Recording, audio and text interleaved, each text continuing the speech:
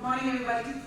So today we are talking about the humble credit card that sits in your pocket quietly but competes fiercely for your loyalty. To unpack this, we've got the head of payments at PhonePe, who's helping over 600 million Indians move their money smarter. And Mayank from Amazon Pay, behind one of India's most successful co-brand credit cards. And Raj, the founder and executive chairman of Zaggle, who offers a range of cards for many businesses in India for a range of users for corporate employees. Thank you. And that's an introduction of the speakers, but let's figure out what's the audience like over here. So before we dive in, a quick show of hands. How many of you use at least one co-branded credit card? Okay, that's about half the audience. And how many of you have more than 2 co-branded credit cards? Okay, that's almost all of them. And 3? Sorry, if I may interrupt, how many of you have Amazon Pay co-brand card? All right. I did not ask that question because I just launched the co-brand. Well, I guess the audience here is very demanding, and there are multiple co-branded credit cards, so, well, the work is cut out for you guys to make sure they use only yours. All right, so we've seen a wave of co-branded credit cards in the past. My favorite were the airline credit cards, where there were more than 3 airlines in the country. And this time, the energy feels different. There are a lot of new use cases, new users, new motivations, so let's figure out what's driving this. To set the stage, let's look at what are the numbers speaking of. Like, what does the numbers tell us of where India stands and how big is the opportunity compared to other markets?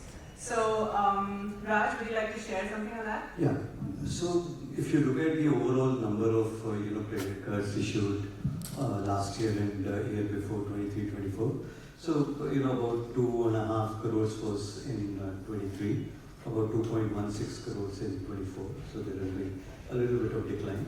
And average, though there are no stated numbers per se in terms of how many of them are co-branded cards, but a typical good estimate would be about 12 to 14%, and it is growing at a very rapid pace. So that 12 to 14% is the number, but if you look at the overall growth, it's at about 24% last year in terms of co-brand. Ideally speaking, we should be at 50-50. That would really make credit card a very useful instrument in terms of either rewards, cashback, engagement, etc. That's great. And actually, I think we saw a little bit of that. We have about 50% of the audience using co-branded credit cards here. But this is obviously, the most, people understand this case the most. So, Amazon played a big role in making credit cards mainstream for online shoppers. So what do the numbers look like for you, and what factors unlocked this massive growth? First of all, thanks for having me. And I was really happy to see a lot of hands that were raised. Amazon Pay, ICICI Bank co-brand card has really been, it's been a privilege to work on that program. It has really been a trailblazer in many ways. So if you ask me how many cards we have, I can't share the latest, but last year we announced when we reached the 50 lakh milestone. That was the first and only card that reached that milestone, and within the first 6 years. So, and it continues to grow at a very fast clip. When you ask me what is leading to the surge of co-brand cards and why do they work, I think co-brand card is a great invention which brings the best of both worlds together, right? The brands, they are serving the customers, understand the customer needs very well, customers are very engaged with them, and the banks, who are really good at managing risk, fraud management, making the instruments ubiquitous, and offering capital for this. So, co-brand card is a unique combination where you bring the best of both worlds. And if you can really stitch together a great partnership, and we have been really lucky to have a great partner in ICICI Bank, then that's what makes the magic happen. Also, one unique thing about co-brand cards is that not only is it combining the strengths of the two systems, banking and merchants, but it's also offering what customer needs at the moment of need, at the moment of need. You don't have to go around first get a credit card and then shop, or you don't have to first shop and then figure out how will I get rewards. At the moment of need, if you're able to give that value to the customer, that's what makes the magic happen. Great. And you said you just launched your co-brand cards. Why now? What's the traction for now? So I'll actually take a bit of a step back on that one. I think Raj mentioned that there are about what, maybe 5 crore people in India, approximately, various estimates, it's not official figures, who have credit cards in the country. And that's less than 5% penetration. That's not really been able to scale up in comparison to a lot of other developing economies or developed economies. Largely because we got into the journey of credit history bureau much later, right? It started about 20 odd years back for us. The second thing is that about 3 years back, in fact at GFF, RuPay credit card was allowed to be linked on UPI. Now for us, this presented an interesting opportunity.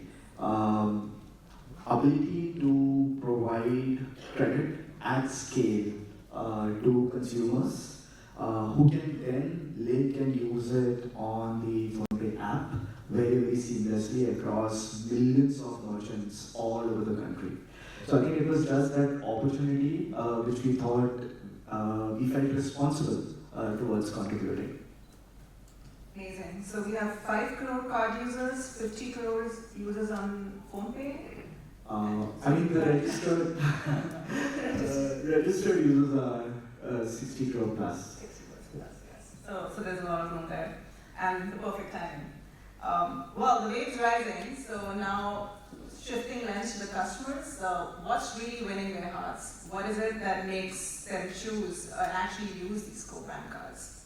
So Mayank, given your success with highest activations and spends in the industry, what's the secret sauce?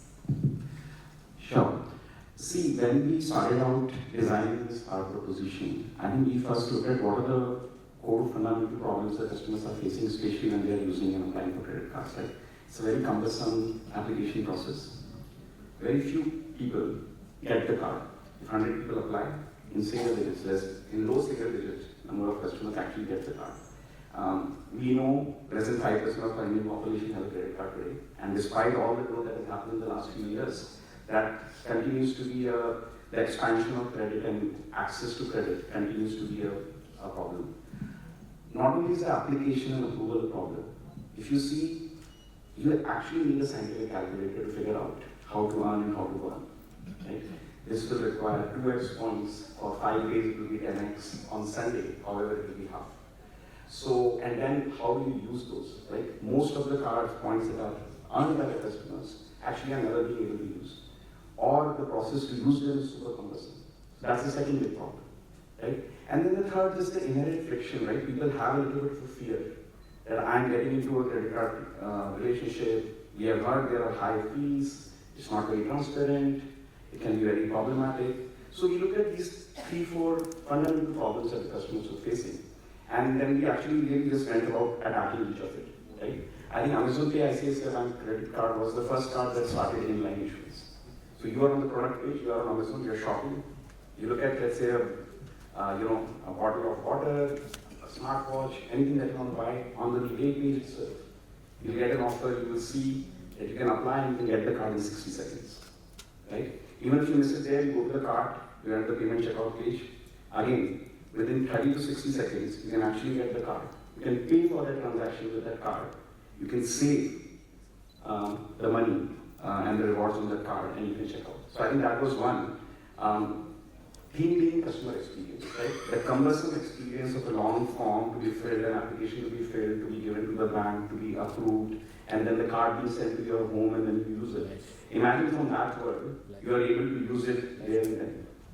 Right? So customer experience is the first thing that is really played a big part. And customer experience not just in onboarding, then let's say in earn and learn. So the point I spoke about the scientific calculator that you need, I think Amazon Pay card was the first card that simplified that completely. It's very simple. You get what you see. Every transaction you earn a reward, and you can use it for multiple things very seamlessly. On Amazon, off Amazon, anywhere. So that made the next kind of magic happen for the customers. And I'm happy to see a lot of people have adopted that philosophy. A lot of banks have built the systems, in a way that you can all do digital issuance. There are a few other things, right? We were the first ones to do video KYC at scale. When COVID hit, more than 50% of the industry video KYC were happening for this card alone, right? So those are kind of customer experience, initiatives. And I'm necessarily not talking about the CVP. Of course, the CVP has played a lot of part. Like if you walk on the floor, a lot of people will first feel, oh, the unlimited 5%, that was unheard of. And people had their opinion, it's not going to work, it's going to fail. As you all know, we are very happy to, we have just very happily announced the extension of a partnership with our issuing partner for another 7 years. So the CVP was definitely great, but over the years, the one thing I've learned is CVP, a great CVP, still doesn't work if the customer experience is not good. So a seamless experience on onboarding, on usage. And on CVP, again, one thing I know a lot of FinTech founders are here and a lot of people are launching these cards. One thing that you have seen with many cards is you start with a big bang, a lot of rewards, very high, earning, but then they keep getting diluted. Every month there will be a dilution, this dilution, spend cap, this and that. At least one thing that we have tried to earn customers' trust, because ultimately trust is the bedrock. Like your customer should not feel that, okay, I'm going to be taken for the ride. So we have tried to not only maintain what we promised, but constantly we have worked hard with our issuing partner to find ways to enrich the proposition. So if you see, while 5% on shopping unlimited was and continues to be actually a very unique proposition in terms of how unlimited the rewards are for a no-fee card, we have also extended them to travel now. So now you can book flights, book hotels, and you still get the unlimited 5%, right? We are taking, and all this comes together, the CVP, the CX, the trust. Ultimately, what needs to happen for any co-brand card to succeed is that the customer need to make it a habit to use that card. A lot of co-brand cards where they fail is that card becomes just, it stays in your drawer. You take it out for the shopping on that particular merchant, and after that, it goes back to the drawer. Let me ask you one question. So do you think, with this you could actually have a zero limit credit card with a lot of rewards built? Is that possible? Do you think, is that a way to, progress in future? Especially looking at India, US, you have the average is 10 cards per person. Okay, that's US. And India, where India is. So would that be a innovation? Yes. See, Raj, I think that's a very, very good pertinent point. What I was saying, the first problem for us was how to democratize the access to these credit cards. Today, we just announced our report 2 days ago, how India pays. Yeah. We see 65% plus Gen Z customers applying for a credit card or wanting to apply for a credit card. We see more than 70% of affluent women. They want to shop. Their preferred payment method is a co-brand credit card or a credit card which can reward them. Because they are very savings oriented. They want to feel smart about their every shopping. So I think, Raj, to answer your question, it's not just the zero fee or the CVP. I think the first is to make it seamless, as we were discussing. How do you make it so simple to get the card, right? Yeah. 3 clicks, 60 seconds, many things, quick KYC. How do you make it frictionless? And how do you make it simple, clear and transparent? So that you don't have to do a lot of maths and gymnastics to figure out how will I happen. I think that starts happening, and it's already started happening, is what is going to, I think, expand this. I'm going and applying for it right after this. All right. How do you see customer affinity building differently in a payments ecosystem where frequency of use is so much higher? And how do you translate that app engagement into card loyalty? So I think a lot of building blocks are what Mike already mentioned, right? Experience, seamless application, linkage, and usage process, right? But what tops it all is the right customer value proposition, more popularly known as the CVP in the credit cards world. What we did when we wanted to launch a credit card was, along with both our banking partners, was to look at the consumer behavior on phone. What it meant was, of X number of transactions, if a very high percentage of transactions are done on, say, scan and pay on UPI, we said that should be made more rewarding for consumers to use. So we came up with a reward for every scan and pay transaction using the co-brand credit card. That's a volume use case in a country like India. The other one was utility bill payments and recharges. That's again a regular use case which consumers engage with us on. And on a monthly basis, we see consumers making all kinds of utility bill payments, whether it be electricity, gas, mobile, etc. What we also did was we said, we are giving an X, say 1% on UPI scan and pay based transactions, but we are actually giving 10% on recharge and bill payments. And to top that, we also have a travel category on the PhonePe app. We give 10% there. So it's a very nicely coupled value proposition for the consumer. The consumers are also shopping online significantly. We're seeing a lot of trends where even in tier 2, 3, 4 and beyond, we're seeing a lot of online shopping happening from platforms like Amazon. What we did was we incentivized the consumers to start using our co-brand card with a 5% back there. So in terms of CDP, we tried to tailor it to what the consumer typically uses it for. And that actually drives the app engagement for us automatically. It does not need any specific nudge or lever. We see broadly about 2x the engagement, linkage, and transactions of our co-brand card versus any other card issued by any other player. That's incredible. Now I'm confused. I need to apply for your card as well. Okay. Raj, You have to be careful because this can impact your credit score. Damn, yeah, maybe after a few months, yeah. Good point, thanks for that. Alright, Raj, for the issue aside, what role do networks and reward structures play in keeping customers active? And in your world, are you seeing there's a move from cashback towards more workflows and lifestyle-based value? Well, that's a great question, Vicky. So I have 3-4 takes there. Like Zaggle is going to launch, our co-branded card very soon, should be in market. We are moving away from a concept called mass customization to hyper personalization. Okay, which is, I will use a card which suits my lifestyle. I don't want a card, which doesn't suit my lifestyle. Okay.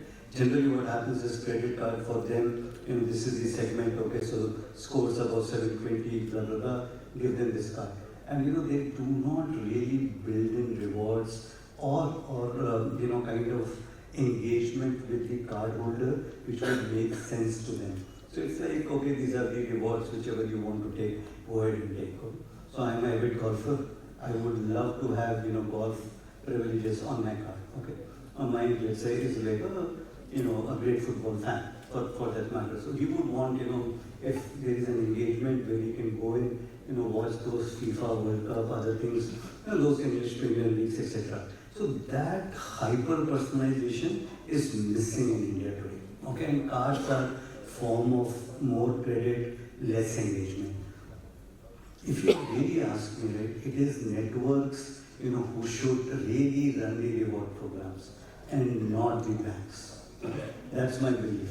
Because if networks do it, I can aggregate across 10 banks, the same network, let's say, then I am, collating all those points together and I will be able to utilize my rewards in a better fashion. But what happens today is that you have a, ICICI Bank, you have a Access, Kotak, etc. And each of these, you're earning X amount of points, but that's not helping. That's really not helping, and it should be the networks which should come into play. RuPay, MasterCard, Visa, all three of them should really push this very, very hard. And with our card, you will see which is going to get launched soon. Is like this hyper personalization concept is tuned to an individual who is using the card. Okay, and it is a very iterative process. We are looking at these spends and then converting that spends and giving him extra, 2x, 3x, 4x reward points where they are using it.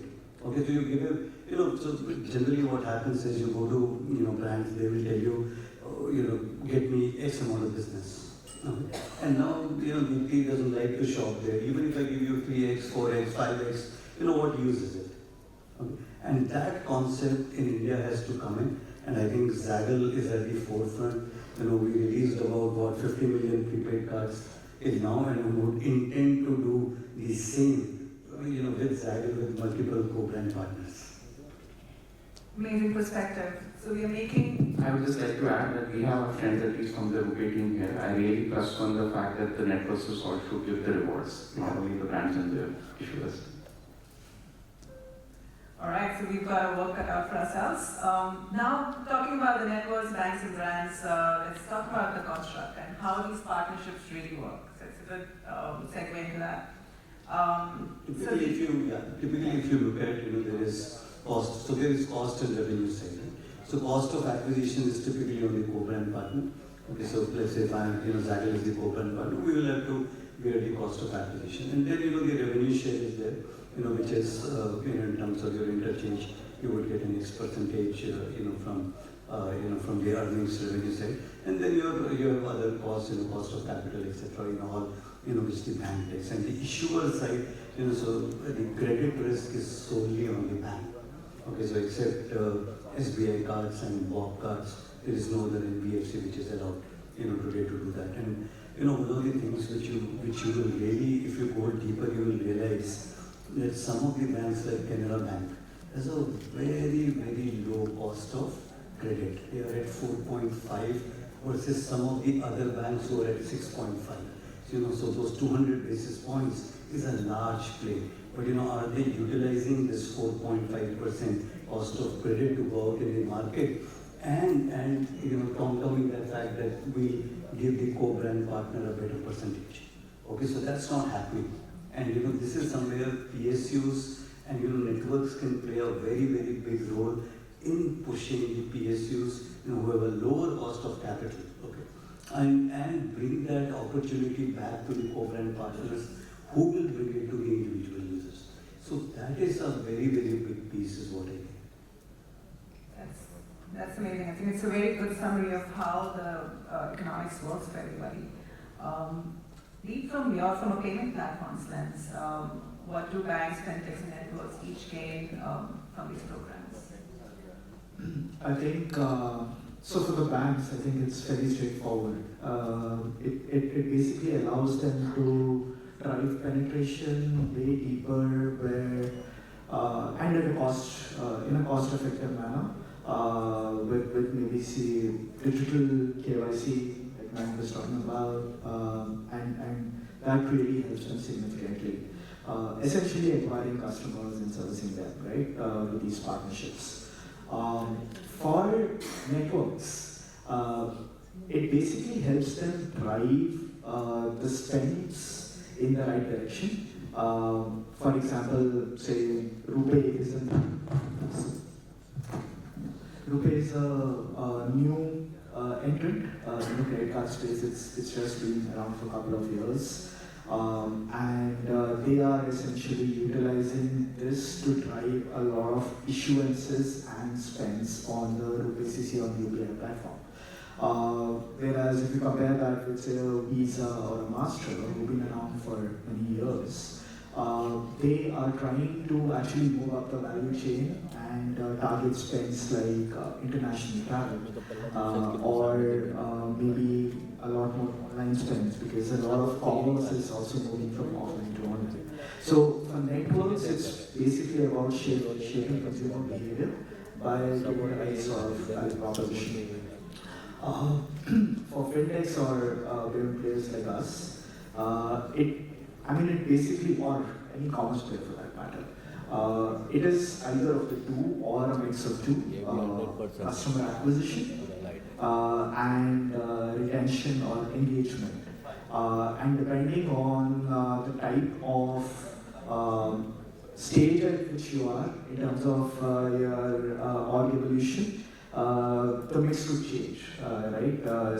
Say for example for Amazon, it could be a lot more about retaining customers, driving engagement, so they shop more on Amazon. But for some platforms, it could be about just utilizing this as an acquisition mechanism and driving some other business with that, right? It's a combination of all of these. At the end of the day, that's the topic of this panel, right? Yeah. Cards gain affinity. They get affinity for the bank, for the network, and for the brand, right?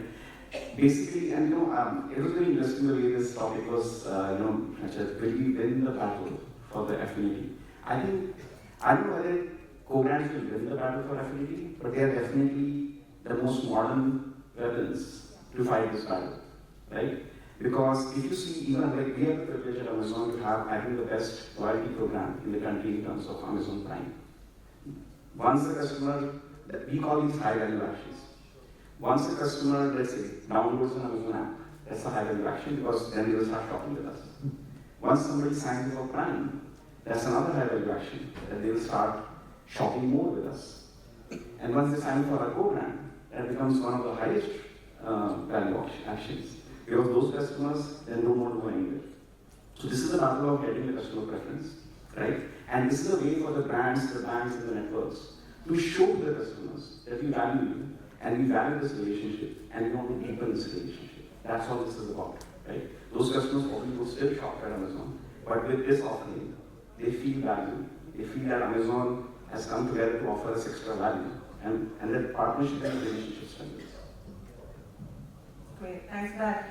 So clearly a win-win proposition for everybody here. So why aren't we seeing a much stronger growth or even more co-brand cards that are there? And there has been some history where we've seen some programs that have been paused or slowed down. So what's getting in the way of these next wave of co-brand cards? So maybe Raj, we can start with you. Yeah. So there is a thing called utilization and then there is misutilization. So what typically as India is a very regulated market, and when you flip regulations to your discretion is where the problem happens. Okay, and what we have seen in some of those cases which we saw, where a couple of co-brand partners were banned, and that created a kind of a not a very clear picture was being presented, and some of the bad actors really played the real baddies. But in my opinion, now we are seeing a change in the way the banks are approaching it. India is a credit-starved society, huge potential. Co-brand brings in affinity, brings in, they are closer to the customer, they understand the customer better. What should really happen is that, regulation is great, but not at the cost of innovation. Okay, innovation with regulation is fantastic. It's a beautiful concept, and what I think over a period of time, in next 5 years of let's say India's journey and the growth to about let's say 5.5 trillion over next 5, 7, 8 years. One thing which is going to stand out is the growth of credit cards and the rate at which the younger generation will adopt to the credit cards. And what will happen is that unless and until you do co-brands, it's very difficult for a bank to to improvise on their offerings constantly and consistently. So in my opinion, deregulation, a little bit of deregulation actually should happen on the credit card side. And similarly, like as the concepts in the US or Middle East or some of the other countries, or they should also allow some of the large NBFCs, etc., to also open up these places. Okay, that would bring in healthy competition. With that healthy competition would bring in, in terms of people going and reaching out to the credit cards and wanting more than 2, 3, 4, depending on what their choice and need is, and building hyper personalization to it. I think we have an absolute clear winner on this. Totally agree on everything over there. Deep, from your lens, how do you see your bank partners are balancing customer acquisition goals and their credit environment? Has the tightening of portfolios changed anything? I mean, we've just started a couple of months back, what we've seen is that for the right kind of customer, the banks are absolutely happy underwriting and giving out a credit card. What we're also seeing is they're relying a lot more on the signals from partner platforms. I'll give you an example, right? Think of a consumer who's making an electricity bill payment on a consistent monthly basis of say 2,000 rupees every month. Electricity bill is actually a postpaid bill, right? You're actually getting the ability to use electricity for a bill you would pay a month later maybe. And if you're showing good consistent behavior there, that gives banks a lot of confidence to underwrite these kind of customers. So all of these data points in partnership with banks are actually really helping them get that confidence. Second, what we're seeing is again a proliferation of a product which has been around for many years, which is an FD-backed secured credit card. And that's the one a lot of banks are now trying to utilize to acquire new-to-credit customers. This basically allows consumers to use their FD as a security against a credit card, get credit period of course, get interest on their FD, and build the credit history, which will then allow them to get an unsecured credit card much later. So it's a combination of these two, which is working out well. I think, like as Raj mentioned, this is an evolving cycle. There are cycles which are extremely aggressive in terms of customer acquisition, and there are some cycles which require you to be a little more watchful, and for all the right reasons.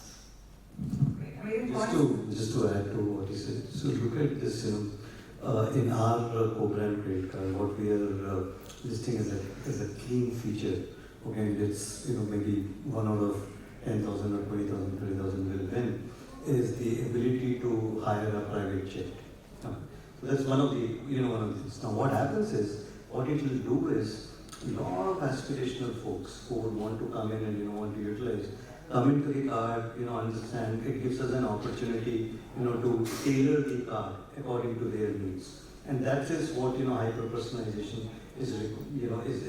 So, sometimes you will have to do things which you normally wouldn't do to be able to, get in more and more cards and, networks also to look at you and say, oh wow, this is a great feature. So those kind of innovation has to be like a lot more than what it is today. And today it is more about cashbacks.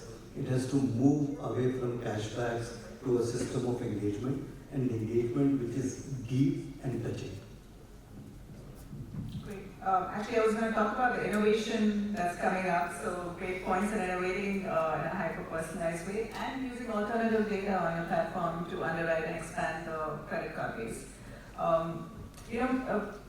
Raj mentioned that how can we enable PSUs with lower cost of capital to actually launch credit cards successfully. We're hearing a lot about cards as a service startups who are helping brands and bridging the tech gap between brands and banks to launch their cards via APIs. So, any views on that and how will that change the pace of innovation? In fact, I should ask the audience here, anybody has attached their credit card to UPI? Yeah. So there are like, quite a few, but many more could. So think about this, if the credit on UPI is an enabled feature, and you typically today use UPI for small ticket purchases and don't do it for large ticket purchases. Now what happens is, cards as a service, when some of these partners bring that service, they can bring a lot of layers of innovation into the whole program. So what is today? Today you go, you integrate, your TPAP comes in, then you integrate that, you have to go to another partner. So why don't we have like a, let's say, a API partner with a standard API partner? Okay, and it's not like multiple standard API partners, but could be one partner, which is easy to hook. Today integration takes about, 2, 3, 4 weeks to about 10, 12, 14 weeks, depending on, the other side's readiness. But which should ideally happen in less than 30 minutes. And banks, cards as a service, some of these operators who do that, could actually bring all of this. And you could have multi-connectors talking to, multiple hooks. Yeah, like these hooks connecting multiple banks with multiple new brand partners and really accelerating that growth. Ma'am, globally we are seeing AI-driven loyalty and dynamic rewards. How might that play out in India? I think GenAI is the We can't have a session without AI. I think we used to call this a megatrend, right? It's a megatrend. You cannot escape it. We don't want to escape it. We should embrace it. The three key pillars that I spoke to you about, like what we believe are the fundamental problems for the customers and what has led to a successful program for us. Let's look at each of them, right? One is just the onboarding experience, right? And the low approval rates. Now with GenAI, especially let's say programs like Odoo, right? You understand analyzer. Today there is no need for with the account aggregator, the whole foundation of digital payments that we have in our country. There is no reason that these approval rates cannot start touching 100%. Hyper-personalization, not just in rewards, but hyper-personalization is in the card or credit line that you get, or kind of credit card that you get. So that is one. Approval rates, etc. would improve. Second, I think one of the key things that we see is some of the applications, a lot of data has to be provided by customers. You have to offer your PAN card, your salary, workplace, and then multiple details. And we often see customers drop off middle of the application, right? And then somebody has to call you, it's an inconvenient time, it doesn't work.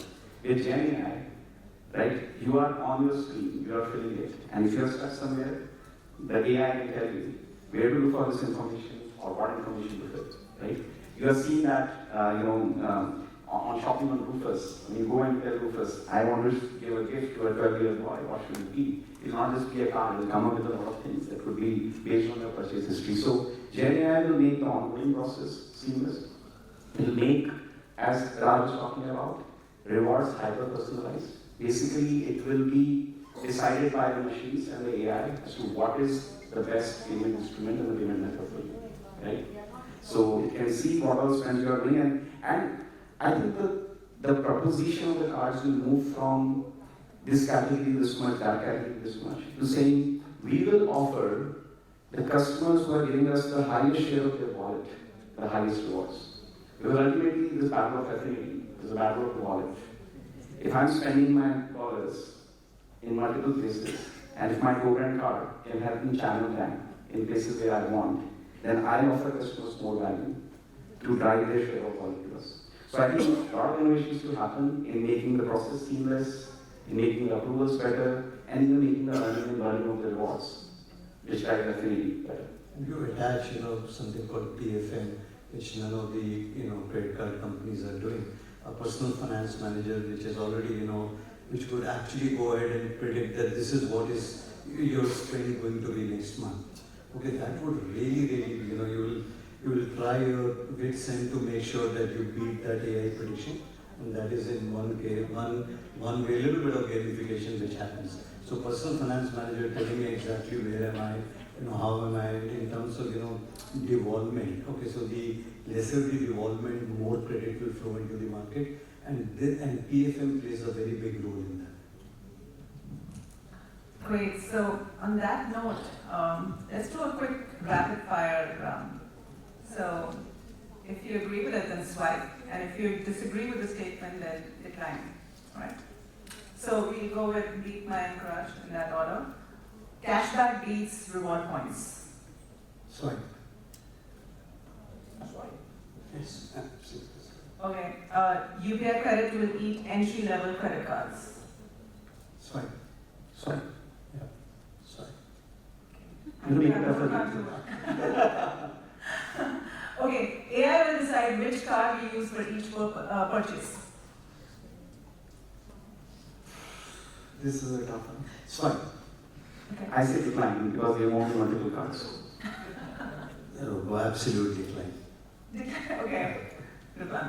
The next viral co-brand will come from a brand that does not exist today. I would hope that it's our brand. So, decline. Has to be declining. My yes, you are sitting there, so I cannot say anything else. Absolutely a decline. Great. And plastic cards will be gone in 5 years. Yes, strike. Sorry. I would say decline. You think metal cards will replace them? Of course, metal would be nice, but some or the other form factor would be there. And plastic, we've been talking about for ages that plastic is gone, but not going to go anywhere. Great. And I think right on time with that. Thank you, Deep, Mayank, and Raj for this rich discussion, and thank you all for joining us. Thank you so much, and yes, absolutely on time. Let's have a huge round of applause, everybody, for them. And requesting you to kindly step ahead for a group picture.